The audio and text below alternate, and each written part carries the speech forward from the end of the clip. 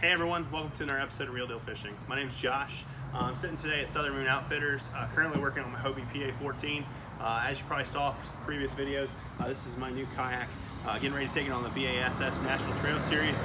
Can't wait to get it out on the water and do some great things with it. Right now, one of the things that I'm putting on this kayak is an upgrade to include a USB mount so that I can basically plug in and charge my phone, but I'm also going to end up converting this over time to create an access so that I can also remotely charge my battery without having to pop open this hull. So if you take a look here in the compartment, I have my Dakota Lithium 12 volt 23 amp per hour battery, which I currently have zip tied actually to the front post. Because of the size of this battery, there isn't really a custom carry case for it. So what we did is we basically added some padding to the sides so that it wouldn't rub through, and then zip tied it to the post. And this thing is in here solid. It's not going anywhere. And then here, what I have is my cable mounts for my positive and negative, which I'm going to add to the poles of the battery, and then I'll run it up through this actual access point. So let's go ahead and get started. I'm gonna go ahead and disconnect the existing post. Okay, trying to preserve my washers, make sure I don't lose my washers here in the process.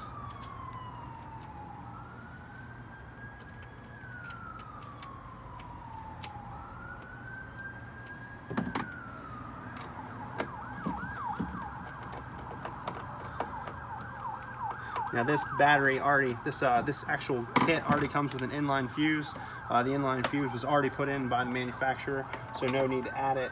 They did provide me a backup fuse in case I needed one.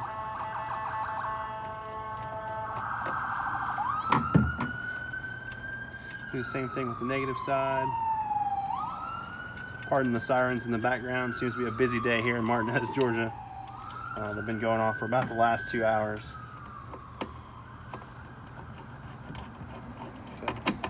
So that's the easy part. Got ourselves connected to the battery. Everything's tightened back down. All right, now the hard part.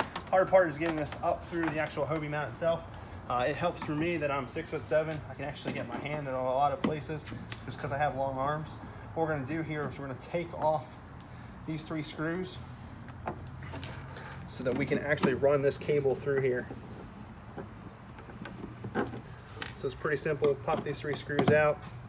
This entire piece will detach. Okay, and this actually separates. There's an actual washer, okay, and then the piece itself, which I'll go into more detail in a moment. All right, set the washer down. I'm just gonna basically feed through here to that hole.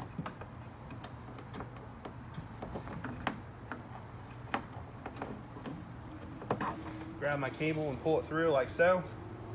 Very, very easy, nothing too complicated, okay? And now for the more tricky part. So I'm gonna take my washer, make sure I run my washer back on. In certain parts of the kayak, this is actually a little bit more complicated because if you don't run it through before you run through all the cable, you'll have lots and lots of cable you have to rerun through. But anyway, yeah, not important. All right, so this is the actual Hobie piece that customized. The way that this works is that these little inserts pop out. And the way that these inserts pop out, you basically replace it with a different insert that already has a hole pre-cut into it. You take your piece and your wire, you thread it on there like so.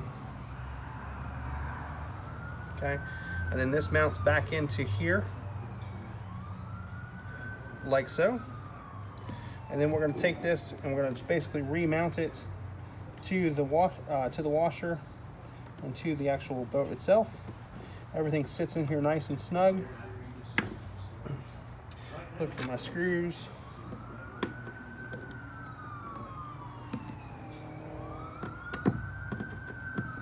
And before I actually get too committed to this, I'm going to rotate this just one turn. And this is just a choice. I'm trying to think about the future of how I'm going to be accessing this. If I want to charge my cell phone, do I want the cable to be running up past my gear and past my pedals, or do I want to have it directly accessible? And so for me, the closer it is to me, the better off we are accessibility. So I'll go ahead and screw this back in place.